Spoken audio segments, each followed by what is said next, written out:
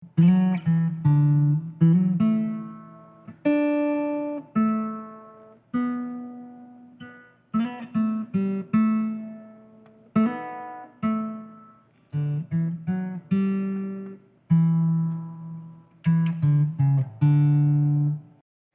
afternoon and welcome to this week's edition of This Is My Story. Today we're on location at the home of Dr. Joe McKeever, and this is going to be fun for me.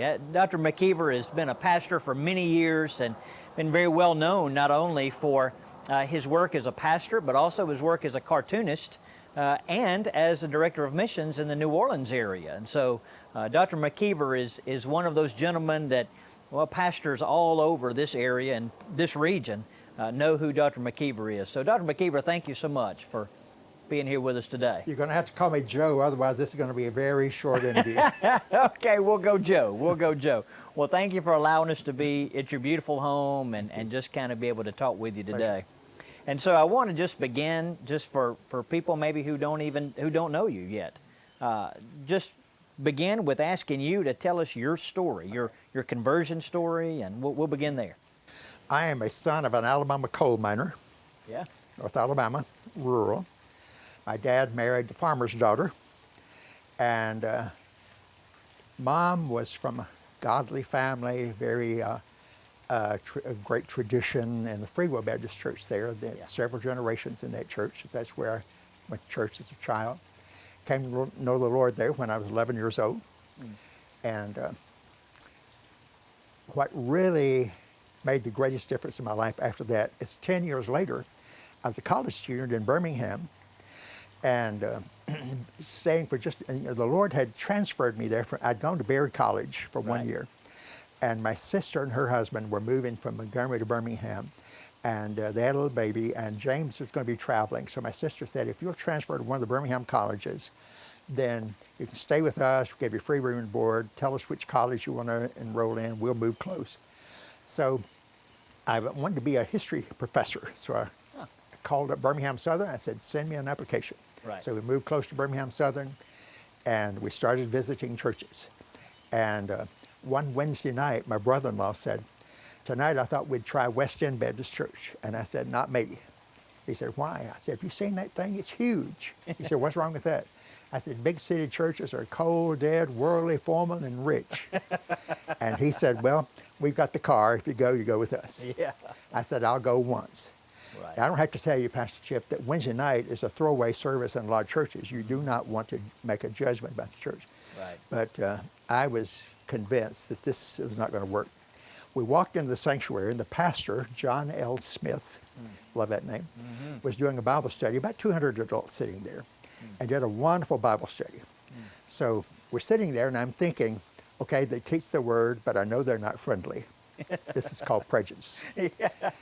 And he called on somebody for the benediction and walked back to where we were seated, introduced himself, introduced us to people around there, and found out that Patricia and James, my sister and brother-in-law, had belonged to the choir at their church in Montgomery. He yells across the auditorium to the minister of music, Larry Andrews, who took us on a tour of the music facility that night, and the next night the three of us were seated in choir rehearsal. And on Sunday I fell in with the greatest group of Christian young people I'd ever met. My wife was a high school senior there, and in a period of a little over 3 years, I was baptized there, never had been baptized. I was baptized there, met my wife, called to preach, married, and ordained. Wow. The church welcomed a college student.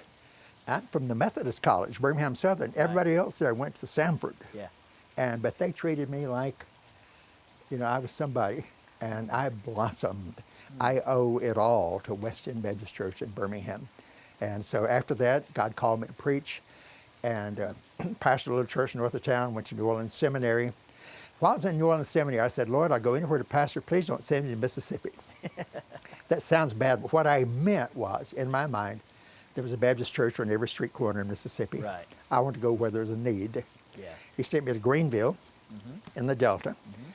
And we pastored in Mississippi for 19 years, Greenville, and then on staff here, First Baptist Jackson for 3 years, and Columbus 12 and a half years. So we were here for 19 years and loved every day of it. My kids grew up in Mississippi. None of them were born here, but if you ask them where they're from, they'll say, I'm from Mississippi. Yeah. You know, it's neat how God connects us with a local church, the impact of a local church on a person's life. And so, you know, in your case, being from rural Alabama, but being in a local church in Birmingham that you never expected that you would really want to be a part of. Right. But God used that church to really probably help you grow to love church. Yes. And to really see what church is supposed to be like. And I know as a pastor, I look back on my church experiences, and as a pastor, I take a little bit of all of those churches with me in leading a church. And so it's amazing how impactful a church can be. People don't realize that, I don't think. That church went out of business probably 20 years ago, changing neighborhood and everything. But every 2 or 3 years, we have a reunion, and there'll be 200 or 300 of us there. We've got one scheduled for September. Yeah. And they asked me to lead the meeting, which I just dearly love. But we've got people scattered out through the meeting who are ministers, and, you know, Andy Andrews, the wonderful personality. He was a child there. My wife and I used to babysit him because his dad was our minister of music. And all sorts of people from Weston Baptist Church touching the world, still touching, even though that church went out of business 20 years ago. Just amazing. Yeah. Now, so you pastored in different places, but a lot of people know you from your cartoons. I mean, you do a phenomenal job with your cartoons, and of course you do them for Deacon's Magazine and sometimes in different other Baptist publications. How did you get into cartooning? Well, I started drawing cartoons when I was 5. You remember when you were a little kid and you were in your mama's way and she put you at the table and gave you pencil and paper and told you to stay busy? Right. Well, I was 5 and my little sister was 3, and Mom put us there and gave us pencil and paper and said, sit there and draw. And what she meant was stay busy and out of my way. Right. But I discovered that day I loved to draw, and the next year, when I went to the first grade, Nauvoo, Alabama, the other children would gather around and watch me draw. And to this day, Pastor Chip, I can outdraw any group of first graders you will ever meet. Kept doing it down through the years. And in fact, I was telling a friend this morning that the first cartoon article that I had published for Southern Baptist in 1972 when I was on staff here for Outreach magazine, and it was a cartoon article about witnessing. And I look at those drawings now, I still have the magazine, and I think, holy cow, you thought you could draw? And fortunately, I've worked at it since then, you know, and continue to involve. So sometimes I'll be drawing children, and a child will say, so how many years did it take you to learn to do this? And I say, all of them. And I'm still learning. Now, what kind of doors has that opened up for you, particularly evangelistically? Oh, you know, wherever we are, I draw people. And so I'll be in a restaurant or something, you know, and in fact, sometimes we'll be in a restaurant and next door they'll be singing happy birthday to somebody, especially if I'm by myself. Now, you got to get permission from your wife if she's here. That's right. But I've been known by myself just to take my pad and walk over and say, who's having a birthday? And they'll find out and they'll say, the restaurant sent me over to draw you. And I'll sit there. I end up drawing everybody in the room and the conversations, you know, and I do this in the breakfast room at hotels and have led a lot of people to the Lord and have made a lot of lasting friends that way. Wow. Well, I guess, I mean, when somebody receives a drawing that you've done, especially for them, it means a lot to them. It's just a touch in a way. And you know, I'll tell you this, when I was pastor in Columbus, 1975, I was 35 years old. One day some girls from the W came over and asked me to help them raise money for a missions project. I said, what do you want to do? And they said, we want to put you in the student center and have you draw students 1 minute for $1. And they said, we don't care what it looks like. And well, that was great. Well, I was not going to try to draw them funny. I was going to try to draw them well. So you got this line, unending line of these beautiful young women, and I'm trying to draw them in 1 minute. That I had drawn people all my life, but I had never tried to draw them fast.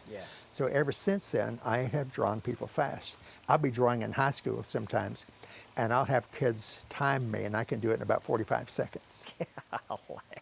Well, I know one of the things that you've done at First Jackson is you've drawn people as they're standing in line for Carols by Candlelight, and that's just to me, that's just a great way of, from your standpoint, this is something that I can do to contribute that makes a difference. It makes things a little bit better. I think it's an incredible thing. Sometimes I will buy a pack of cardstock at Yeah. Walmart, 150 sheets in there, and I'll think, in a few days, these sheets are going to be in 150 different homes, and people Wow. keep them forever. That's right. Sometimes I'll hear from somebody, they'll say, at Grandpa's funeral, they put out the display, and here was the picture that you had drawn of him. Yeah. Wow. I want to touch on a completely different subject with you for a minute. I know that you were director of missions down in the New Orleans area as Katrina was coming through and kind of having to deal with some of that. Right. And so, I was at First Biloxi, when that was happening. And so I look back at that time, there are things that you'll never forget, that just memories that stay with you forever. Right. But for me, as I look back at that time in my life, that's also a time where I saw God at work in ways that I never imagined that I would. So is there something that you'd like to share with us about that? Boy, where to start? Yeah, there's so many. When I became director of missions, I was 64 years old. I said to them, I'll give you 3 years. They said, give us 5. Well, that was of the Lord, because the first year and a half I went through cancer and radiation. At that time I recovered is when Katrina hit, August of 2005. And of course, as you know, it devastated the Mississippi Gulf Coast, but it basically flooded New Orleans. Yeah. It did a lot of hurricane damage, but mostly flooded New Orleans. And so we lost a lot of churches and a lot of neighborhoods, and 1,000 people lost their lives. And we were evacuated for a while. One of the first things that we discovered in the evacuation is that I was talking to one of the pastors, and he was in North Alabama, North Louisiana, and I was in North Alabama. And he said, Joe, we need to try to get our pastors together. Yeah. I said, yeah, you're right. So we put it, and the cell phones weren't working down there because the towers were down. Right. So we put it out on radios and everything. And I called Stan Buckley, who your predecessor. I said, can we meet at First Baptist Jackson? He said, absolutely. So the next Wednesday, we met at First Baptist Jackson, about 20 pastors. Well, these pastors came in there crying and hugging on each other, and the church fed us lunch. And when it was over, the pastors didn't want to leave. And I realized we have struck on something here. So we started meeting every Wednesday. First Baptist Church of La Place, which is 15 miles west of the New Orleans airport, invited us to meet there. They said we didn't have any damage. So for the next 2 years, the pastors met every Wednesday for 3 hours, from 9 until noon, and the church fed us lunch. And the pastors ministered to each other. And that was one of the first things that I realized. I said to a pastor yesterday, Chip, talking about the coronavirus and everything, and he was telling me about the things he was going through. I said, my friend, you need a group of pastors to share with each other, because you're all going through the same thing. That's right. And you can help each other, and you won't feel so isolated. Well, that's the first thing we discovered in there. I've got 1,000 stories of things that God did. One of the things He did was, prior to the Katrina, Southern Baptists were kind of looked upon by a lot of people as a cult. But even right after the evacuation, right after we could return to the city, a lot of churches are closed, neighborhoods shut down, but Southern Baptists flooded New Orleans with people and teams and groups of young people, and they were helping, they were feeding people, they were helping to rebuild, they were ministering. These young people go into a restaurant and they would sing, they'd hold hands, they're all wearing t-shirts the same way, and they just blessed so many people. Somebody got on the radio one day, and this person was a Catholic, and he was saying, I don't know where the priests are, but those Southern Baptists, and he used a word that sounds a lot like damn, are all over the place, and God just did amazing things. I've had Southern Baptist pastors say, I never had much use for the denomination, but now Southern Baptists have really rallied. Right. And of course, the disaster relief that Southern Baptists do is right up there with Salvation Army and Red Cross. It is one of the great ministries. Absolutely. There are thousands of people who will be in heaven because of that hurricane, and God's people who came to our area to share their faith in Christ. So it's amazing how God uses difficult circumstances in life to reveal Himself, and we certainly see His sovereignty and that He works through those things. But, things that we wouldn't want to come into our lives, God uses them for great purposes sometimes. One of the discoveries I've made, and I often share this with people, when times are really hard, and when you're discouraged, man, don't quit. That's the time you're about to do your very best service. Yeah. This is when your gifts are golden, your witness is the strongest. Because among other things, the world is watching to see how you handle it. I always think, Chip, about Acts chapter 16, when Paul and Silas are thrown in that prison. Yeah. And they've been beaten, their backs are open wounds, they're locked in the stocks, they're locked in the interior part of the jail. And the Bible says, Acts chapter 16, verse 25, it says, about midnight, Paul and Silas began singing hymns of praise to God and praying. And the other prisoners were listening. We're always listening. Now, you and I know that Paul did not say, you know, Silas, I just feel like singing. He didn't feel like singing. Sometimes it's like Maya Angelou said, I know why the caged bird sings. Sometimes you just sing because there's nothing else to do. Yeah. And your service for the Lord, it's like the widow with her little mite. Yes. It was pure gold when it arrived in the Lord's coffers. I've told people a lot, about my experience with Katrina. I don't ever want to have to go through something like that again, but I wouldn't trade it for anything in the world. Yeah. I used to tell these young pastors that I had one young pastor call me while he's still in evacuation. He said, man, I've lost my church. He said, how's this going to look on my record? I said, you don't have a record. I said, you're just serving the Lord. I said, friend, you be faithful, and you will be talking about this for the rest of your life. That's exactly right. That's exactly right.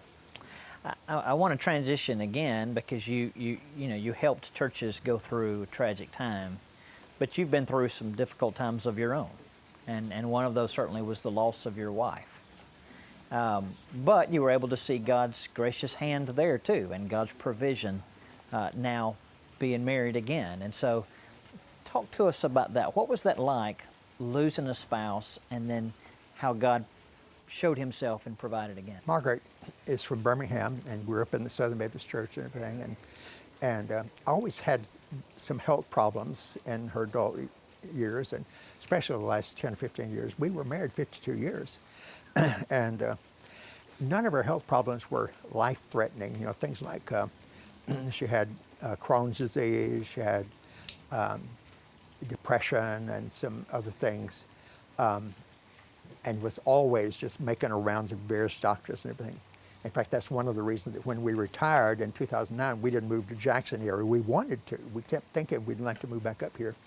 But I couldn't get her away from her doctors because she needed to stay there and the friends that she had known. Anyway, and so on that Friday morning, January 23 of 2015, I'd gotten up early.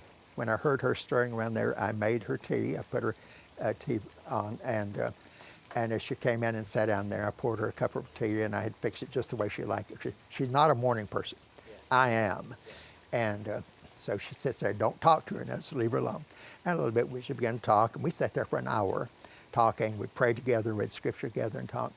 A little bit, she said, I'm going to go back to bed. And so when I finished with my blog and then the puzzles in the paper, I went and got a shower, and I'm lying on the bed in the back bedroom about 10 a.m., and she called down the hall and said, I'm going to drive myself down to the nail salon, get a pedicure, and I'll be back. And my last words to my wife of 52 years was, okay. 2 hours later, Oxnard Hospital called and said, sir, we have your wife here. And they wouldn't tell me any more than that. Well, we're down to one car because she had not been driving and just had recently started back. I had to call my daughter-in-law and say, you need to come get me. So she was our pastor's secretary, but she does not work on Friday. So she picked me up, we went, and the doctor said, your wife has had, they thought it was a major heart attack.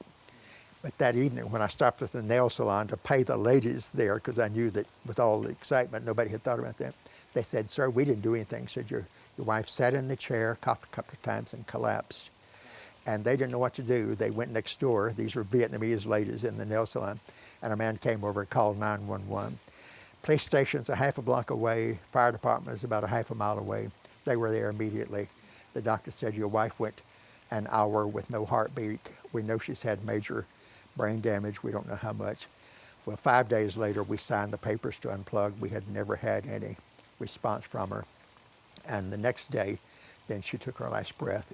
And I came home and I went in the bedroom that where she'd been living, and I just, with a bag, and I gathered up these pamphlets on various diseases and various conditions that she had and ailments, and I just saying, goodbye Crohn's disease, goodbye depression, goodbye weight gain, goodbye, the former things have passed away. I'm crying. Former things have passed away. He's made all things new.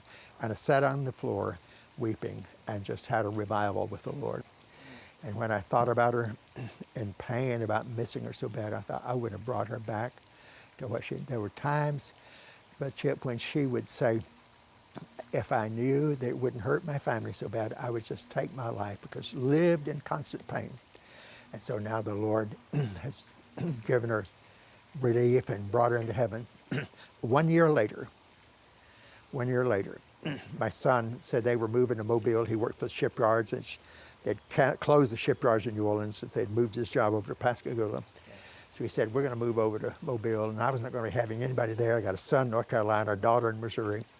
So I started praying, Lord, if you have somebody else for me for the rest of the journey, here's what I would like. So I gave the Lord my order.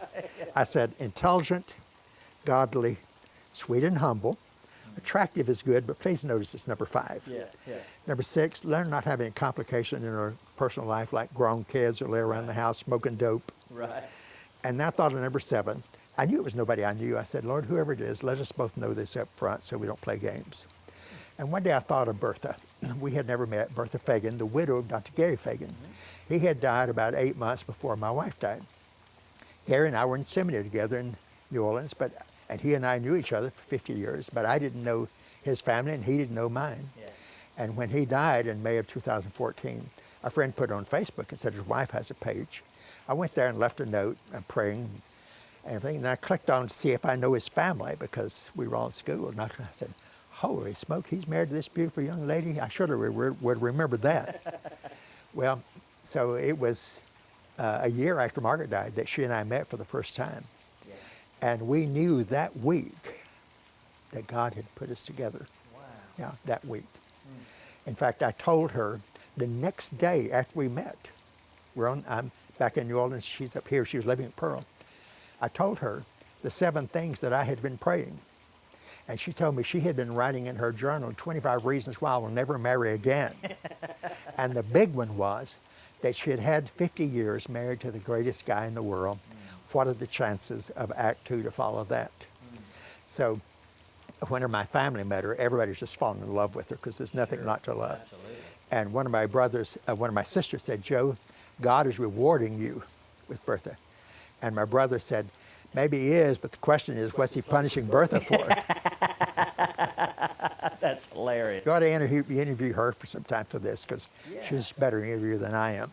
Well, but it's just so great. I mean, it's just so incredible to see how God provided not just for you, but also for her. And just a reminder that God knows where we are, and He knows what our needs are, and He's faithful. We both tell people we're living happily ever after. This deck we are, this is my back deck, but I tell people it's heaven's front porch. The best place we ever lived, the sweetest time of our lives. God is so good. That is so fantastic. Saves the best to last. That is so fantastic. I want to ask you a question, kind of bringing up to speed to today, because you've been through some difficult things. Of course, we talked about Katrina. We talked about losing your first wife, but you've seen God's hand of faithfulness. And so, for the person who's watching tonight, or maybe even later on in the week, you just sense with people in the midst of this COVID-19, every time you turn on the news, it's negative. Every time you read the newspaper, it's negative.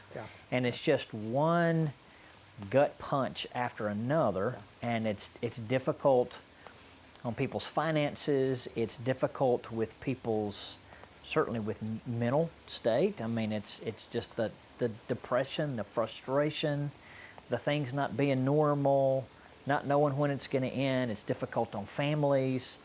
And so a lot of people are going through a difficult time. You've been through some difficult times. You've come through on the other side and seen the faithfulness of God. What would you say to a person who's just right now, just in a cycle of struggle? What would you say to them? That anybody can serve well when it's easy, but when the going gets tough, that's when your service is pure gold. That's when it matters most. That's when you're going to have the greatest impact. But you'll get to heaven before you know. You will not know in this life. 2 Corinthians 5:7, we walk by faith and not by sight. You will not know what God is doing until you get to heaven. So Luke 18:8, the Lord Jesus said, when the Son of Man comes, will he find faith on earth? Anybody still living by faith, walking by faith? And I want to raise my hand and say, Lord, here's one. To the best of my knowledge, I will. Yeah. So that's what I would say to somebody going through this and somebody having a hard time with the unpredictability of every day. I said, man, just be faithful. Just be faithful. Trust the Lord. And one of these days, you'll be so glad you got it right. That is so great. You know, I think of David in Psalm 23, and I oftentimes think about how all of Psalm 23 is about the Lord. You know, and so it's clear David's focus is not on the path, his focus is on the shepherd. And he just follows the shepherd. Where the shepherd goes, he just follows the shepherd, and he trusts that everything else is going to fall into place. And so that's kind of been what you've experienced and what you're saying. I want to just, pastor to pastor, I just want to tap into your wisdom here for a moment, because you've pastored great churches, you've done incredible things, you've been involved with convention and things really all over the country. And so being retired, and of course I know you're still active, you still preach on Sundays as opportunities come, and interims and supply and those kind of things. But now looking back at your ministry and looking at churches where they are today, what do you think is the greatest need in churches? And I say that in general, not specifically First Baptist Jackson, though you certainly could say that, but just in general. Matthew chapter 10, beginning in verse 16, and the rest of the chapter, this is the Lord's instructions to his disciples as he was sending them out they were going out to trial preach. And it was going to be tough. And he said, some of you are going to be arrested, some of you are going to be put on trial. So these are his instructions for the rest of the journey. Now the earlier part of that chapter is in Matthew chapter 10. The earlier part, he's telling them to raise the dead and heal the sick and cast out demons. But from verse 16 on to the end of the chapter is his instructions for the church for the rest of the journey. And he's telling them it's going to be tough. Buckle up. Turbulence ahead. I'm going to be with you. I want you to speak up. I want you to stand up. I don't want any secret agents. I don't want any undercover Christians. I want you to go public and be strong. And he ends at the end by saying, and if you give it even a cup of cold water in the name of a disciple, you will not lose your reward. So even the smallest gift, he says, you be faithful and you're going to receive a reward. So I would just say, get into the Word. Christian, get into the Word. Don't, the greatest lie, that Satan has two great lies about the Word. One lie is, you already know this Bible, don't read it. And the truth is, you don't know it. Yeah, right. I've been pastoring since 1962, and you've been pastoring a little less than that. You don't know this Word. You know a lot about it, but there's so much you don't know. So he's a liar. The other lie he tells is nobody can know this Word. It's too deep or it's contradictory, whatever. And he is also a liar. Jesus said in John 8, he's a liar and the father of lies. So get into it, live in the Word, and you'll be amazed what God will do. And the closer you get to the Lord, the less you will know it. Other people will look at you and say, wow, and you're such a great Christian, and you'll think, not me, not me. Yeah. When I was on staff here, I interviewed Marguerite Briscoe. She was 78 years old, retired elementary school principal, and a single lady, a dear, dear Christian woman. I said to her one day, Marguerite, you are the greatest Christian that I know. And she said, oh, honey, if you just knew. Oh, wow. I do know. I know that the closer you get to the light, the more imperfections you see. And the farther you're away from the light, the better you feel about yourself. That's right.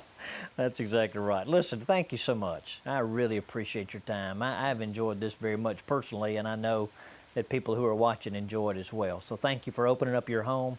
Thank you for being willing to talk to me. May I just say that Bertha and I love you very much, and we're so proud to have Chip Stevens as our pastor. Well, you are very kind. It certainly is an honor.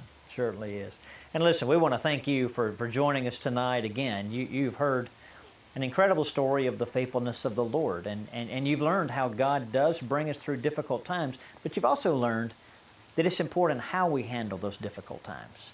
And Joe's story is a story of being faithful and seeking the Lord and seeing God be faithful to him over and over and over again. And what a great reminder there at the end. You know, the importance of coming to the Word of God. We don't know the answers to a lot of questions. We don't know what tomorrow is going to look like. We don't know what 10 years from now is going to look like. But we can know the Lord. God has revealed himself to us in his Word. We can know him. We can be faithful to him. So it's important that we focus on what we can do and that we trust in him and his faithfulness, as you've heard in This Is My Story today. Again, thank you so much for joining us. Hope that you'll join us again next week, and I hope that you have a great week this week. Thank you.